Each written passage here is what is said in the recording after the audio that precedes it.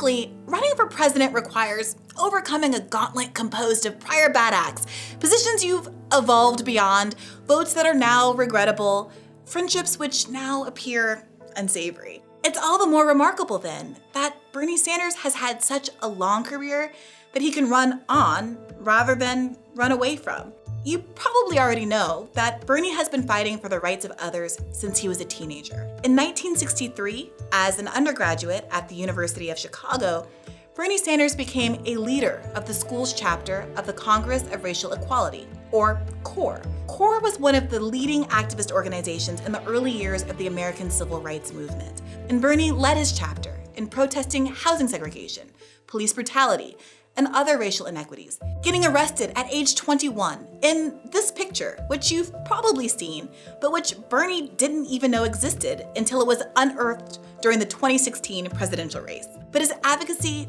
didn't stop there.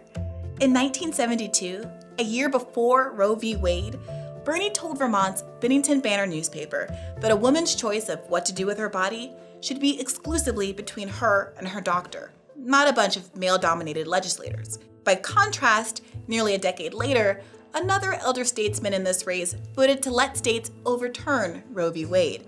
While others in the race had not yet chosen to engage meaningfully in politics, in the 1980s, Bernie backed Burlington, Vermont's first ever gay pride parade and created the Burlington Community Land Trust, which became a model for promoting affordable housing all around the country. Before the term climate change had even been coined, much less accepted as scientific consensus, Bernie was sounding the alarm. The greenhouse effect. One would think that the CBSs and the NBCs of the world will be doing prime time specials on these programs, having different scientists, talking about the issues, involving people in understanding what's going on in terms of our planet. They don't. Records matter. Not because they absolve politicians of demonstrating contemporary commitment to the issues Americans care about, but because they tell us about judgment and about dedication to principle. Certainly, it's better to evolve than to not evolve on issues. None of us is perfect, but Bernie has shown a remarkable amount of foresight, a tendency to do the right thing when it matters, when it's still unpopular. A person's record also tells us where leaders' priorities lie and what they will push for when they're in office, without the pressure of an electoral contest motivating them. And at a time when many presidential candidates have only recently shifted left, a politician's record tells us who, to be frank, is the real deal. I've often felt that, perhaps because Bernie's record is so uniquely solid, his detractors have taken to arguing that, sure, he might have been on the right side of history, but what has he really accomplished? What the hell has he done for the little people? What jobs has he created? For me, Bernie was a really interesting candidate who couldn't get stuff done. Bernie Sanders is basically promoting ideas that cannot happen unless you really did have a revolution. That's why today I've resolved to put an end to this bad faith attack once and for all. If you've ever wondered if Bernie's ever really managed to get stuff done, buckle up. Because this week, I sat down with Bernie's senior policy advisor, Warren Gunnels, aka the Chief of Receipts, to set the record straight. Now, a podcast that covered Bernie's entire record would run to dozens of hours. But here's a quick best of list before we get to Warren's interview. In 1999, Bernie worked with thousands of IBM workers to restore $320 million in pension benefits that IBM management tried to cut. That same year, Bernie led trips of Americans across the border to Canada to purchase prescription drugs, highlighting our country's unaffordable drug prices. And on that day, I will not forget the shock on their faces when they purchased tamoxifen, which is a widely prescribed breast cancer drug, for one-tenth of the price that they were paying in the state of Vermont. Bernie worked with Republican John McCain to pass the 2014 Veteran Healthcare Bill, which provided over $16 billion to overhaul the VA, including hiring more doctors and nurses. A bill so good that Trump often takes credit for it. We passed VA choice for the veteran. Bernie has successfully pressured Amazon to pay 350,000 workers at least $15 an hour via his Stop Bezos Act. He wrote and helped to pass the Yemen War Powers Resolution to end U.S. involvement in the disastrous war in Yemen. It's a big deal because for the first time Since 1973, we have used the War Powers Act to, in fact, stop a horrific war. Bernie expanded primary health care to 9 million Americans by expanding community health centers, securing $12 billion in funding under the ACA. Our bill will allow more than 5 million Americans to receive the primary health care they need each and every year. And he forced the first ever audit of the Federal Reserve, which revealed $16 trillion in secret loans used to bail out American and foreign banks during the recession. And it's not just what Bernie has done, but what he's opposed to, exercising judgment, which is something that just can't be taught. Bernie voted against the Discriminatory Defense of Marriage Act. They apologized years later when the world changed. I don't have to apologize because I voted against them. He opposed NAFTA, which has cost this country hundreds of thousands of jobs. He opposed the Patriot Act and the Iraq War. In fact, both Iraq wars. A preemptive war against Iraq would be a terrible mistake. He has argued against mass incarceration since at least the early 90s and opposed ending Pell Grants to prisoners. But don't just take my word for it. Few people know more about Bernie's record than his senior policy advisor. So, without further delay, Bernie 2020 Chief of Receipts, Warren Gunnels. There's a reason why you're called the Chief of Receipts. Yes. And the reason is that when people have questions about Bernie Sanders' record, Right. when they have thoughts and feelings, and some people want to cast aspersions and say, well, Bernie hasn't really done anything. What has Bernie been up to all of those years in politics? You are the one who is reliably there to set the record straight. So we wanted to have you on the podcast today to really lay down the law, really make the record clear for any who would come asking going forward. All right, that sounds great. Let's do it. Let's do it. Now, I want to start by just asking you, how long have you known the senator? How long have you been in his orbit? Yeah, so I first started working for Bernie on June 15th of 1999. Yes. The receipts start already. Yeah, I got a receipt for that. It's on my pay stub. You can check it out. Love it. I was working for Senator Tom Harkin from Iowa, and there was Defense LA that had worked for Congressman DeFazio for Oregon for a while. And he said that, well, there's this congressman from Vermont. He caucuses with the Democrats, but he is an independent. His name is Bernie Sanders. He's looking for a legislative assistant. Mm-hmm. So I had an interview with Bernie back in June of '99, and he mentioned, I think, well, how do you feel about labor unions? Mm-hmm. And I said, well, I think unions are really the backbone of the American economy. That's the backbone for the middle class. I gave Bernie some of the work that I did for Senator Harkin going against Alan Greenspan. Luckily enough for me, he gave me a call, I think a few days later, and asked me to come on board his House office, and started working for him as a legislative assistant. So pro tip, to get a job with Bernie Sanders, you Yes. take on the establishment and you talk up unions. That's exactly right. Yes, that's exactly how you get a job for Taking Bernie notes. Sanders. Yes.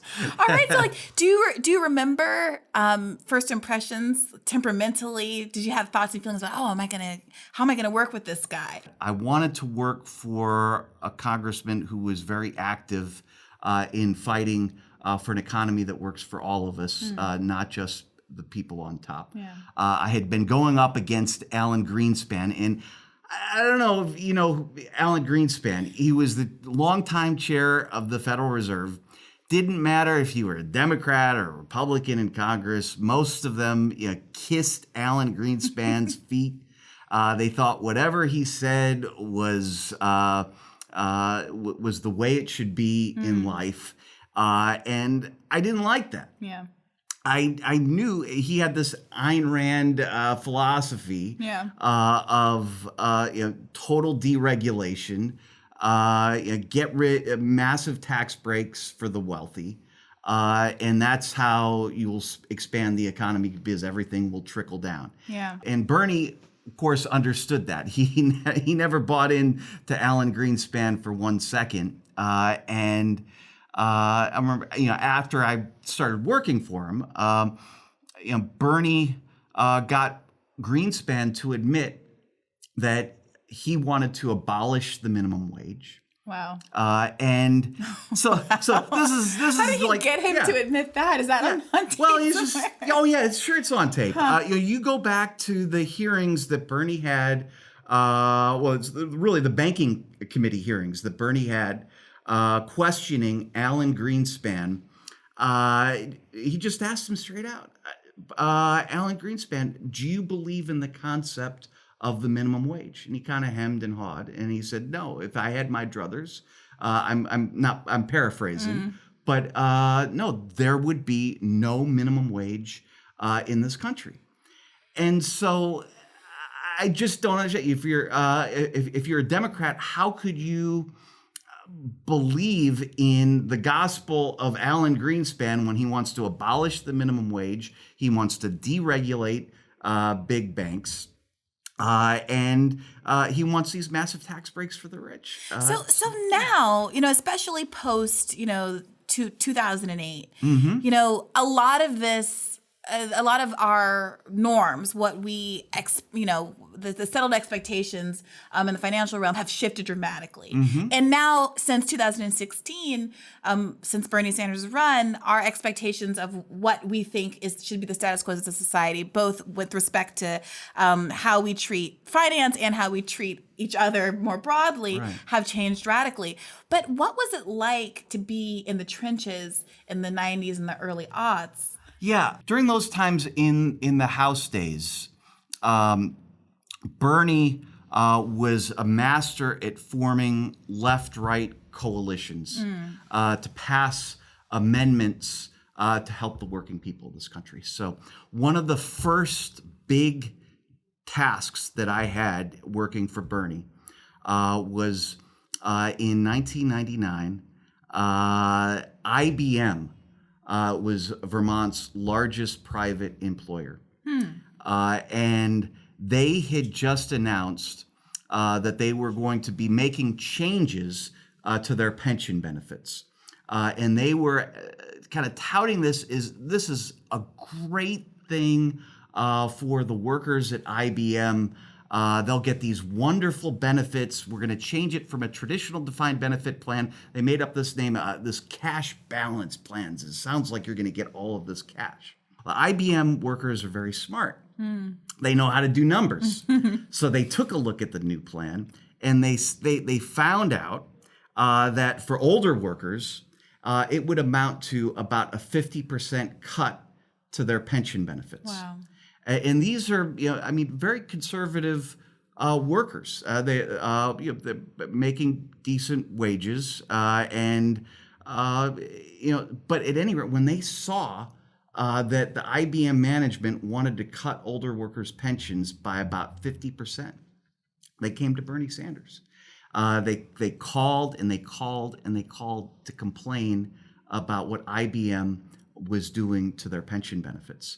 If you know Bernie, if the phone starts ringing off the hook with a bunch of workers that are about to get their pensions cut by 50%, that is what Bernie will focus on.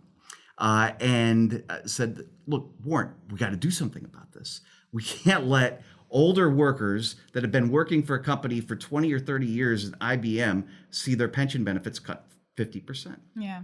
So we did this legislation, introduced legislation to protect their pension benefits, saying that, look, if you wanted to have a choice, you could have a choice. If you wanted to take their new cash balance benefit plan, you could choose that. If you wanted the traditional defined benefit plan, you could keep that.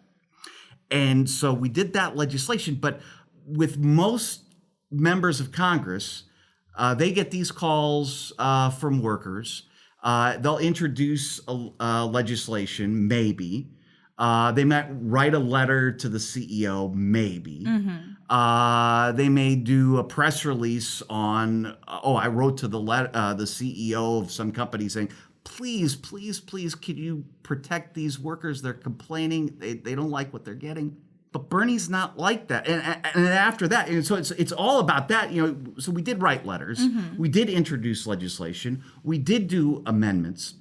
But we didn't stop there. most members of Congress, after they introduced the legislation, well, I introduced the legislation. See, I got this legislation. The Republicans are in control of Congress. They're not going to allow this legislation to pass. I tried my best. Right. That's not Bernie. Bernie got a town hall meeting in St. Michael's College in August of '99. We got CBS Nightly News to be there. We got the New York Times to cover it. When we were going to the town hall meeting in Bernie's car, we get to the parking lot, and we couldn't find a parking space. Bernie's like, "What are all of these cars doing here?" and Phil Fermonti, he was one of Bernie's longtime aides. He said to Bernie, "I think they're here to see you, to complain about IBM's pension benefits." So there were well over 800 people in a very small auditorium at St. Michael's College to protest IBM's pension cuts. Wow. Let me start off by saying that I do want to express a word of disappointment. I had invited Lou Gerstner,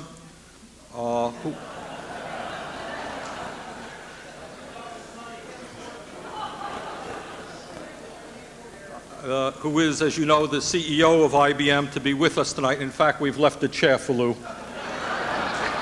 So it's...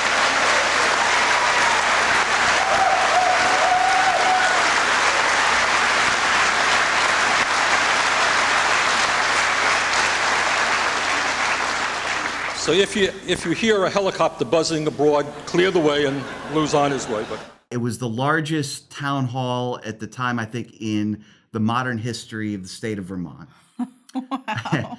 CBS covered it. New York Times had a big page of all. It looked like a sea of people at this town hall meeting, IBM workers complaining.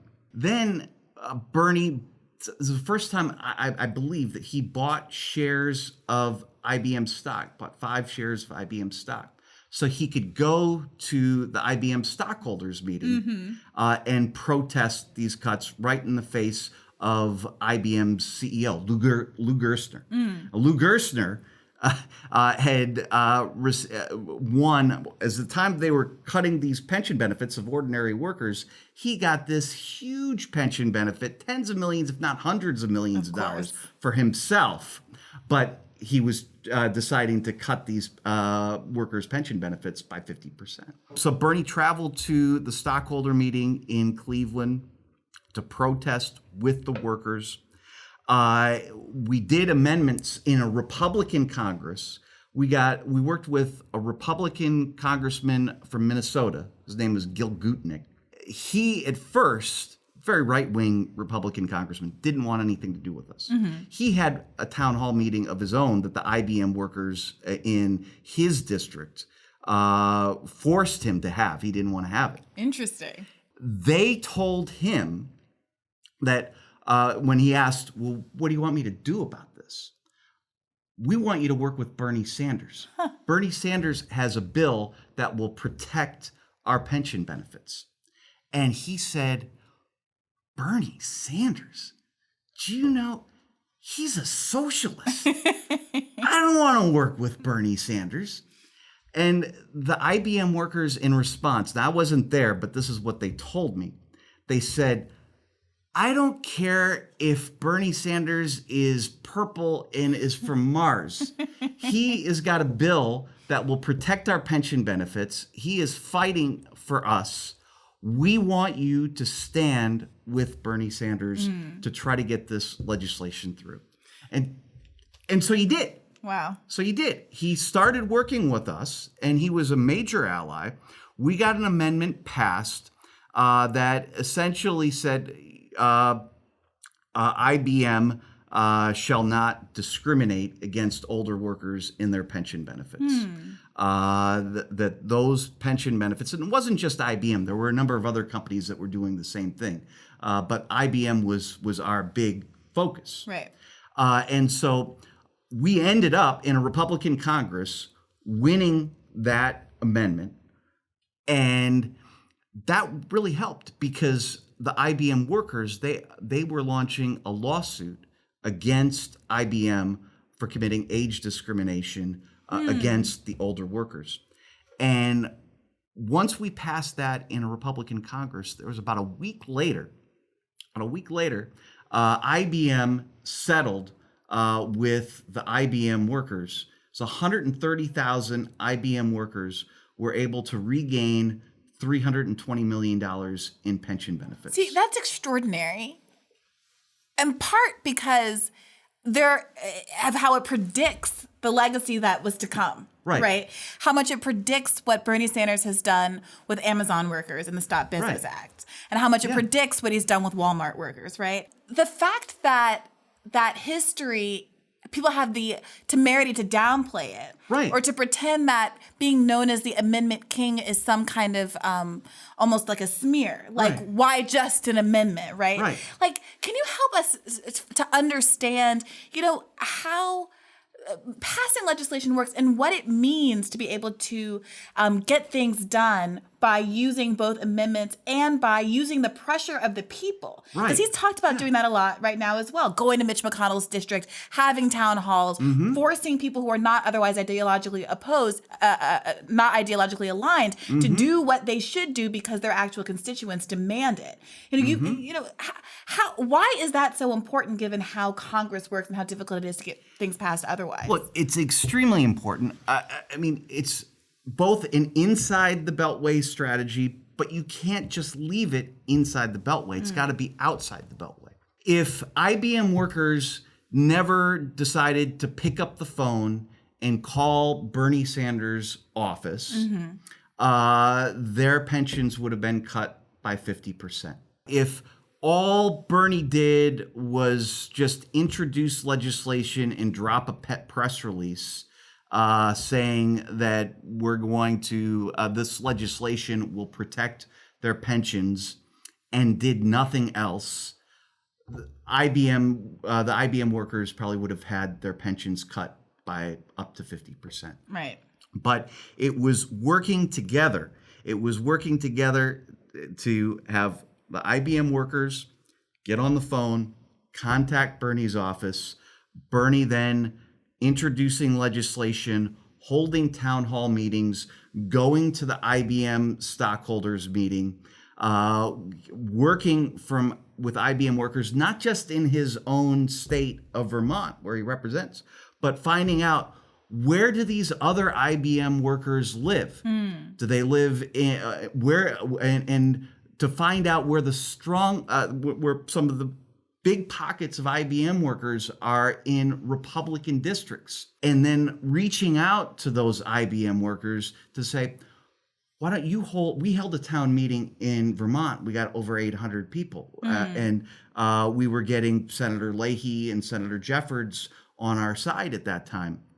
Why don't you get a whole bunch of IBM workers in your district and hold a town hall meeting in one of the most conservative Republican districts? The congressman was one of the most conservative in Congress.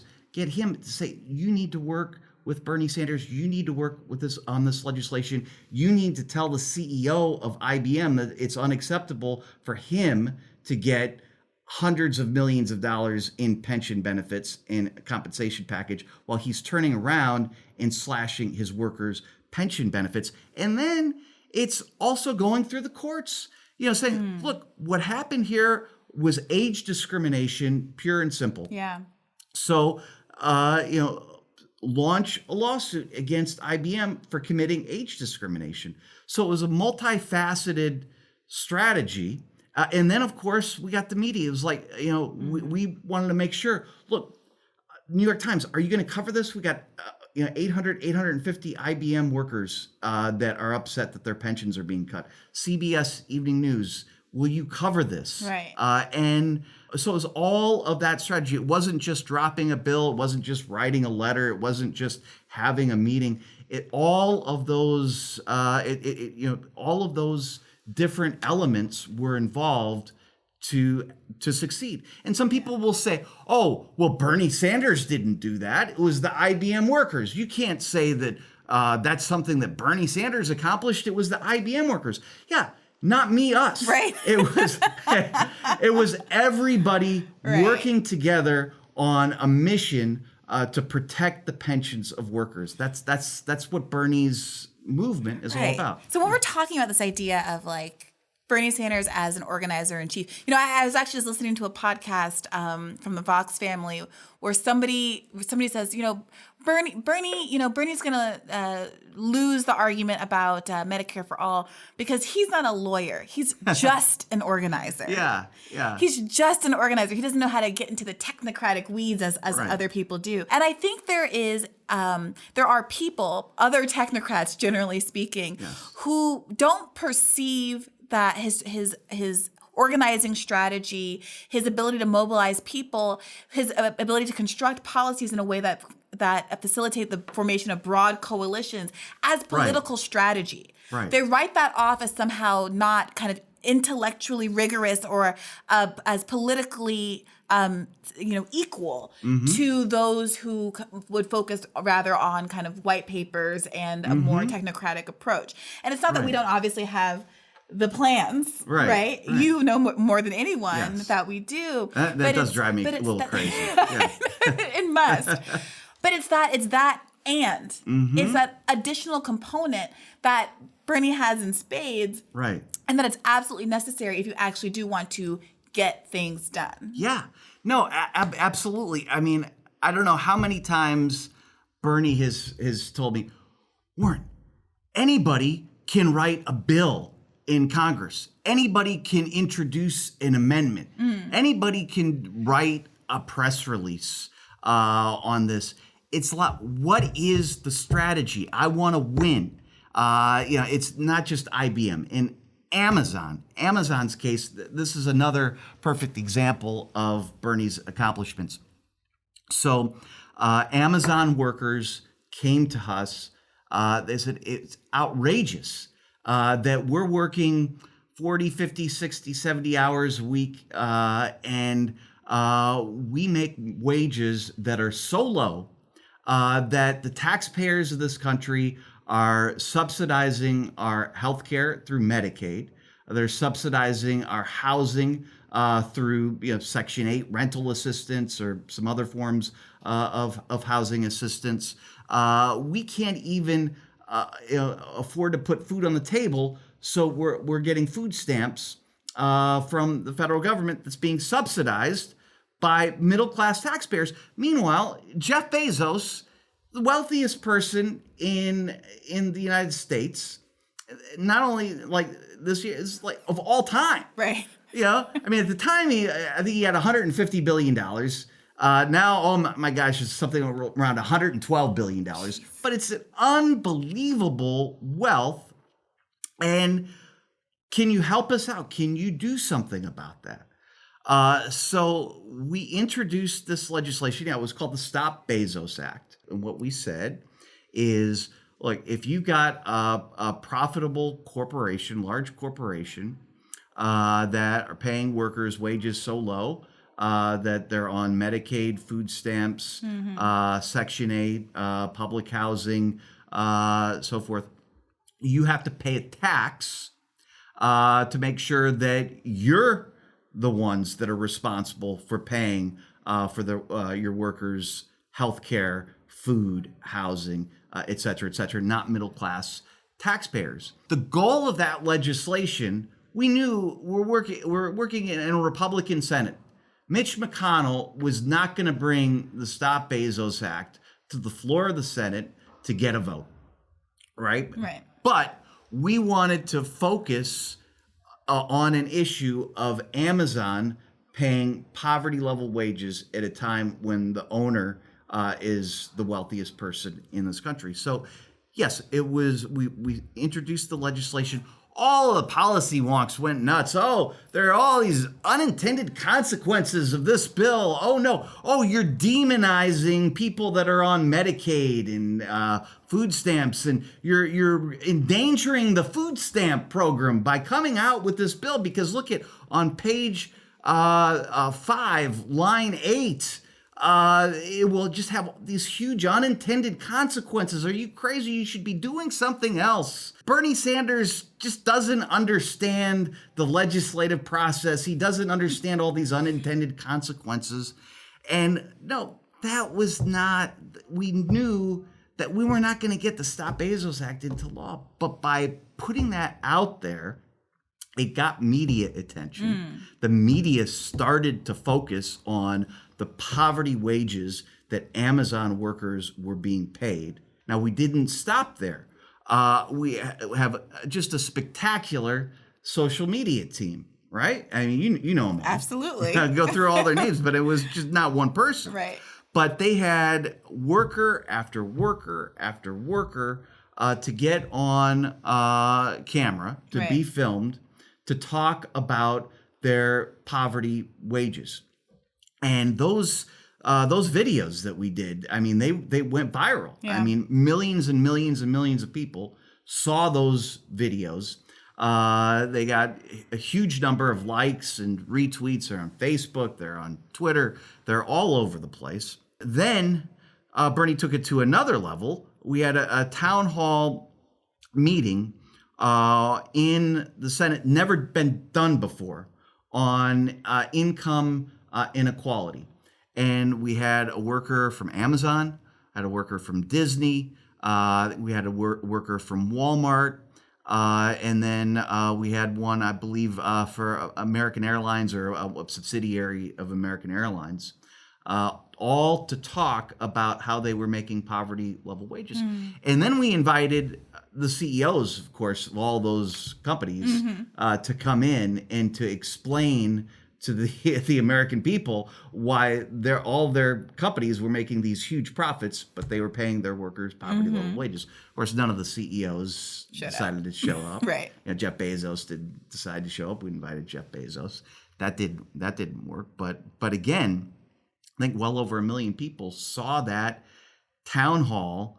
It was in the visitor center in the Capitol that was broadcast live. Again, putting more and more and more pressure on Amazon, some of these other companies as well. I mean, we have, there's a McDonald's worker there as well, and we're working on this. After all that relentless push and pressure and focusing on the workers, it was the workers that got up and told Jeff Bezos and told their managers that this is just an absurd situation. And then one day, it was in the morning, it was, I think, a few weeks, maybe a couple months after we passed introduced the Stop Bezos Act, that Jeff Bezos announced, we've listened to our critics, and we've decided to increase the minimum wage to $15 an hour, effective immediately. That would benefit 350,000 workers. Oof. 350,000. That's amazing. Yeah. That's politics. They don't teach you that in law school. No, they don't teach you that in law school. You're absolutely right. So, yeah, but maybe there were some unintended consequences on page 5, line 15 of some bill. But you know what? It didn't matter because There were some very intended consequences on people's paychecks. Exactly. You got it. That's absolutely right. That's absolutely right. And, So I think that the story of how Bernie Sanders has worked to raise wages across several different companies at this point exemplifies exactly the kind of power that his presidency will have. Before he's even in office, he's able to leverage his visibility. Right. And leverage the incredible need and desire from working people in America to have this stuff seen, to create the crowds, to create the town halls, to create the interest, to act as a lightning rod for the interest that already exists and mobilize people so that they can no longer be ignored. It sounds like there's a little bit of a celebration going on next door. I think that the organizing team is doing something good, which is always cause for celebration. That's great. We'll tolerate a little noise in the background of this podcast to know that we're accomplishing big things. Yeah. But I want to ask you, like, if you had to do for those who are unconvinced by this kind of argument about the merit of political organizing and how we should think differently. I think that the moral of the story is perhaps we need to start thinking differently about how we measure accomplishment. Right. And, You can measure it by how many bills somebody has passed. Right. You can measure it by how many lives have been changed. Yep. You can measure about things that you've done affirmatively, but you can also measure it by the judgment that you expressed in the past that enabled you to not vote for or support things that time has shown us were in fact incredibly detrimental to Americans and people across the world. Right. So can you give us some instances, some of those more traditional instances? Right. Of judgment that Bernie has displayed and other kinds of concrete things that have happened that are kind of like the best of, in your opinion. Right. Okay. So, I mean, I think what you're saying is very important. You can judge somebody by the number of bills that they've passed, right? And in that perspective, look at all of the major bills that have passed in the last 30 or 40 years. Yeah, Bernie did not accomplish the Iraq War resolution. Yeah, that did not have Bernie Sanders' name on it. I don't even know. You can look up who the author of the resolution to go to war in Iraq was, but I can tell you one thing: it wasn't Bernie Sanders, and that is a very good thing. And not only did Bernie vote against the Iraq War, he stood up on the floor. He led the effort against going to war in Iraq, and it ended up being the right thing. I mean, we're talking about, at a minimum, I think these are conservative estimates, but 165,000 civilians died in Iraq. You had over 4,500 troops, maybe even 4,000 more contractors, military contractors in the United States. They died. 32,000 wounded. Coming back, wounded not only, and God knows how many wounded in spirit. Maybe not in their body, but they had these traumatic brain injuries, that post-traumatic stress disorder. How many lives did that destroy? And Bernie was getting up and he was like, no, you can't do this. This makes no sense. Yeah. I mean, he led the war, led the effort against the Iraq War resolution. If you want to say, oh, Bernie didn't accomplish anything because his name is not on the Iraq War resolution, we plead guilty. Look at NAFTA. Right. All right? Bernie's name is not on the bill to implement the North American Free Trade Agreement. And that's a good thing. Right. And not only is Bernie's name not on it, not only did he vote against it, he stood up on the picket lines with union workers standing up and saying, no, if NAFTA passes, we're talking about hundreds of thousands, if not 1 million jobs being lost, being shut down in the United States, factories closing down, going to Mexico, where workers are paid $1, $2 an hour to do the same thing that workers in Michigan or Ohio were doing for $20-25. And that's a contrast that Donald Trump ran on, right. that he drew with Hillary Clinton, that he would not have been able to have draw with Bernie Sanders if he became a nominee. I mean, absolutely. I mean, you look at NAFTA, you look at permanent normal trade relations with China. Yeah, I remember. I remember this with NAFTA as well, but permanent normal trade relations with China in 1999-2000. Bill Clinton said, oh, this is 100-0 shot in favor of the United States and the United States workers. China will not benefit at all from permanent normal trade relations with China. This is all about protecting the United States. And Bernie stood up with the Teamsters at a huge rally in Washington, D.C. I was there.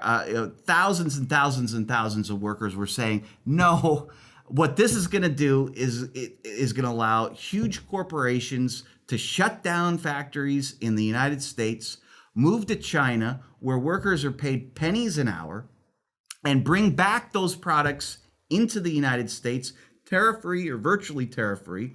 The corporate CEOs will make huge profits, and the workers will be screwed. Yeah.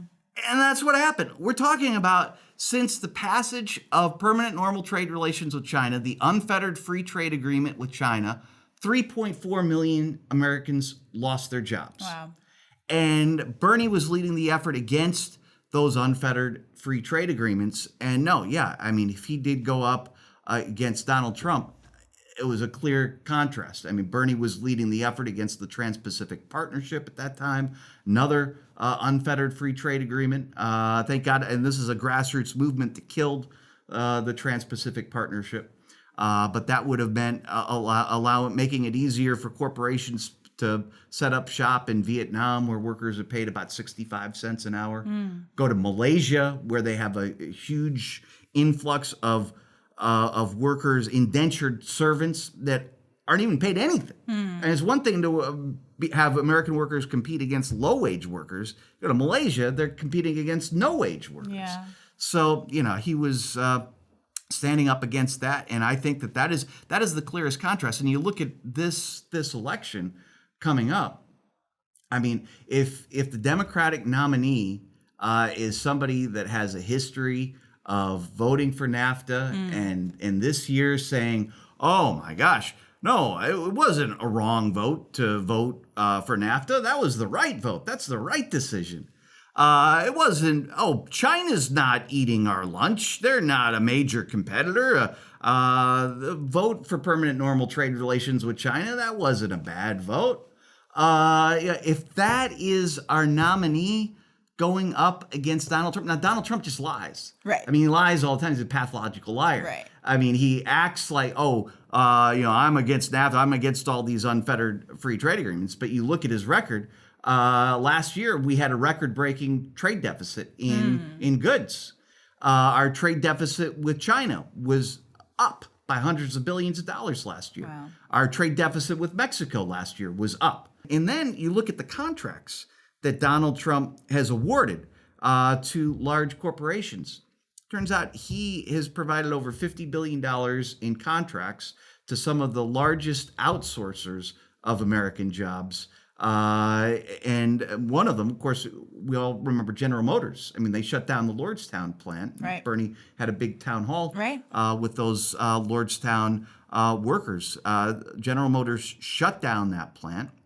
And Donald Trump said, you don't have to worry about your selling your house. Keep your house. I'm president. We're going to keep that Lordstown plant open. Well, it's shut down. And what did Donald Trump do? He didn't protect those workers' jobs. He rewarded General Motors with over $700 million in federal contracts. Bernie's not going to do that. Right. I mean, we've said we're going to, when Bernie is president, he's going to sign an executive order to tell companies that if they want these huge federal contracts, they cannot ship jobs overseas, and they got to bring the jobs that they outsourced back into the United States. Right. We want to be providing contracts to employers that are doing the right thing by their workers, not shipping their jobs to low-wage countries. Right. So. Moreover, we're getting workers more of a voice on corporate boards by Absolutely. actually enabling them to vote and participate in the decision-making process when Right. it comes to deciding whether or not they're going to pursue raw profits or try to keep the jobs there for their families.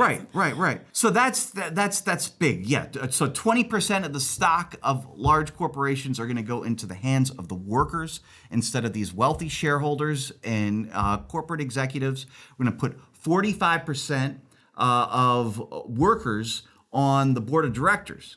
So you got 45% of the workers on the board of directors. You got 20% of the stock going directly to the workers. Well, when workers have more of a stake and a say in the companies they own, they're not going to ship their own jobs to China. They're not going to ship their own jobs to Mexico.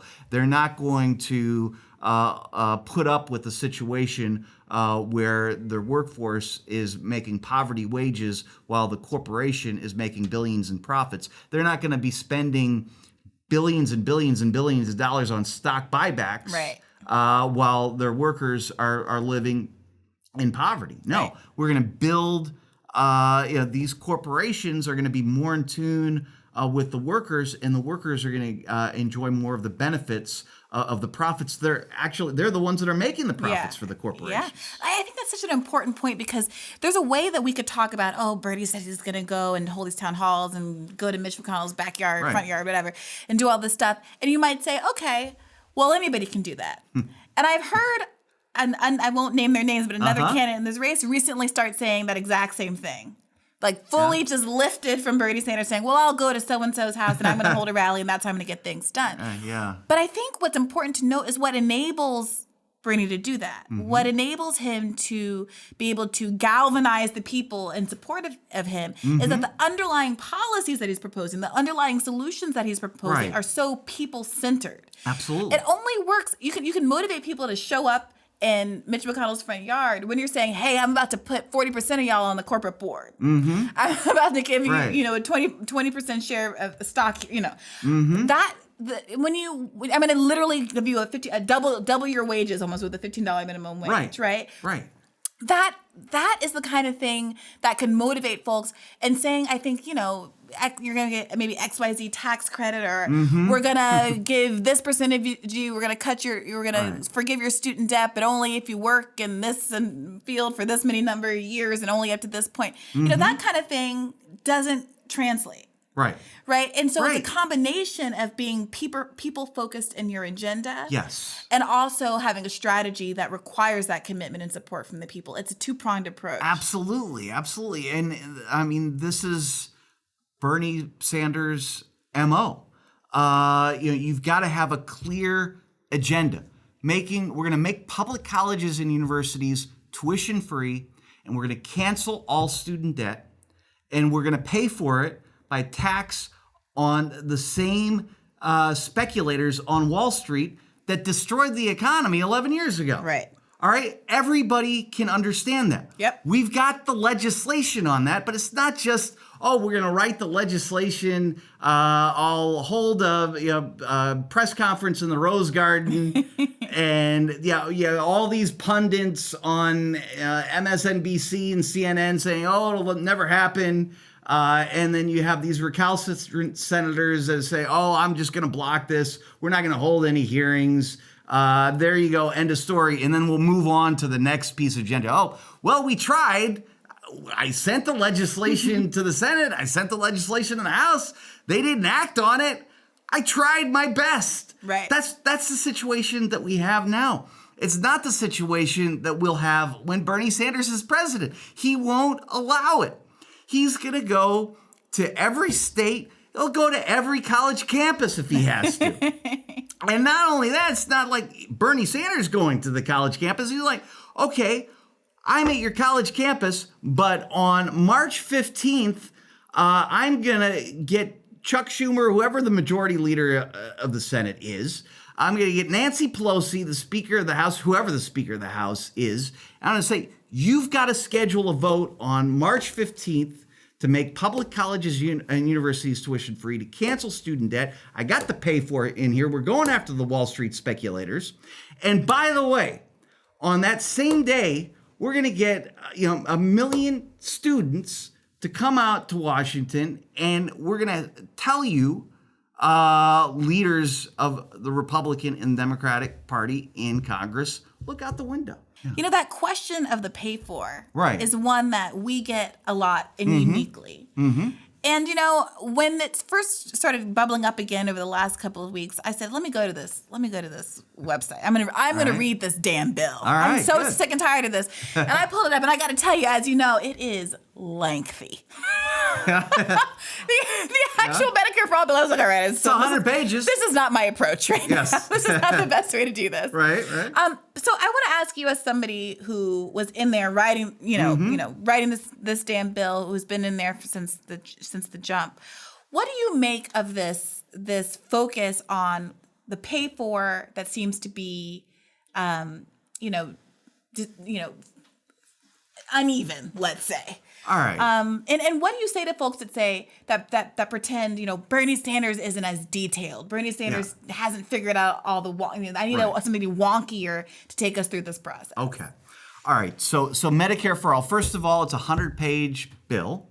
It's very detailed. And since the last campaign, we have been providing a menu of options on how to finance Medicare for All. But the first thing that you have to understand is we are the only major country on earth that does not guarantee health care as a right to all people. So we've got 87 million Americans uninsured and underinsured. And then step two, well, okay, well, so we don't guarantee healthcare is right. We must be spending a lot less money than all these other countries that have, on a per capita basis, that have figured out how to provide universal healthcare to all. That must be what it is. All of these other countries, yeah, they're providing healthcare to everybody, but it's really a heck of a lot of money. They're spending a heck of a lot more money than we are. And that's absolutely false. When you look at it, we're spending over twice as much per person on healthcare as the average developed country. We're spending over twice as much as Canada, Britain, France on healthcare. They're providing healthcare to everybody. We're leaving 87 million Americans uninsured and underinsured. So don't tell me the United States is supposed to be, it's the wealthiest country in the history of the world. It's supposed to be this greatest country on earth. Don't tell me we can't figure out how to guarantee healthcare as a right to everybody and do it in a much more cost-effective way than we're currently doing it. So Medicare for All starts out, it's a single-payer healthcare system.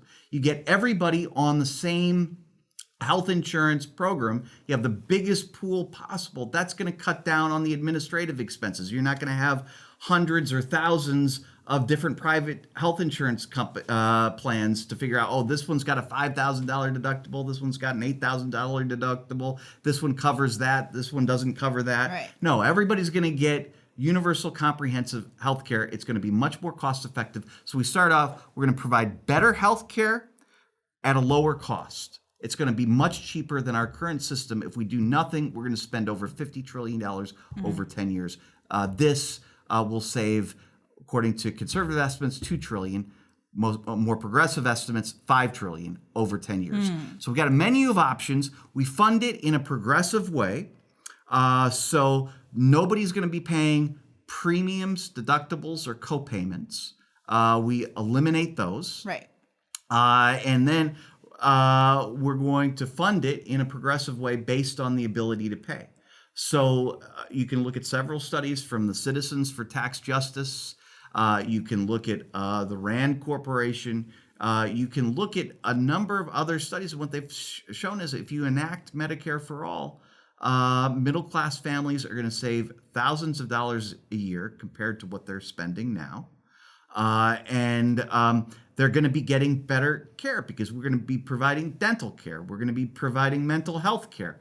We're going to be providing eye care and vision care and hearing aids. And just to clarify, when we say that we're going to pay for something in a progressive way, what we mean is to say that people who have more money pay more. That's right. And people who have less money pay less. Yes. Because there are ways, some people talk about like a flat tax or VAT. Or a head tax. Or a head tax, right? Which says, well, if everyone's paying the same amount, what that means is that amount is going to impact poor people much, much more than it impacts wealthier people. We call that a regressive. Yes. I'm sorry to be so basic, no, but a it's lot very of people regressive. don't. Yeah, that's right. Yeah. That's right.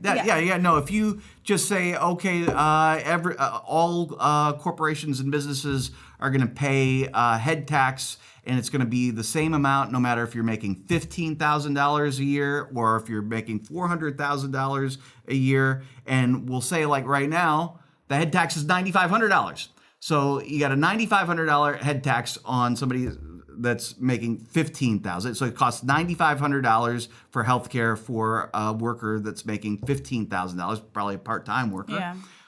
Certainly would be a very part-time worker if we had anything to say about it. But then you have a lawyer making $400,000. It will cost the same $9,500 for the $400,000 worker versus the one that's just making $15,000. So that is extremely regressive. We don't do that. Right. Every option that we proposed, the wealthiest people in this country, they're going to be paying a hell of a lot more in taxes to finance Medicare for All.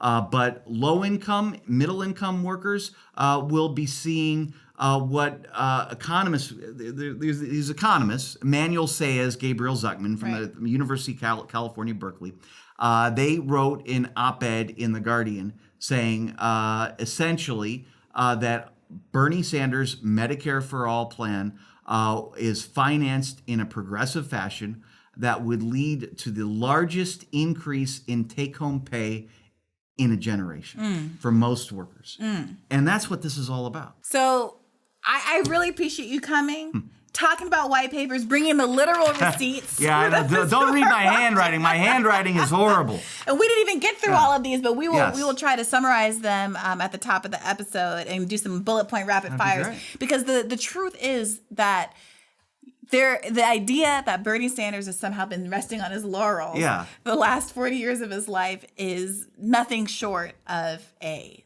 lie. Yes, You know? it drives me nuts. And that's why they call you the chief of receipts, and I'm so glad you were able to take the time to join us today. Thank you so much for all that you do. Well, thank you. And You've been clarifying doing a everything. spectacular job. I love these podcasts. Well, I appreciate it, and we'll have to have you back on. All right. Thanks a Okay, lot. thank you. So what's your impression of Senator Sanders? He's amazing. He would come into our office, but he would come down the hallway or in our office, a big thing under his arm, and be like, "Oh, Bernie's read everything again." Real quick story. He came in my office and he had an amazing idea for cost of living increase to help seniors instead of the ridiculous way we do it. And he went all through it. I said, "Bernie," I said, that's amazing. I'm on the bill. He said, no. This isn't about pride of authorship. I remember his words. No, I want to pass this. You take the bill. That's Bernie Sanders. That's it for this week.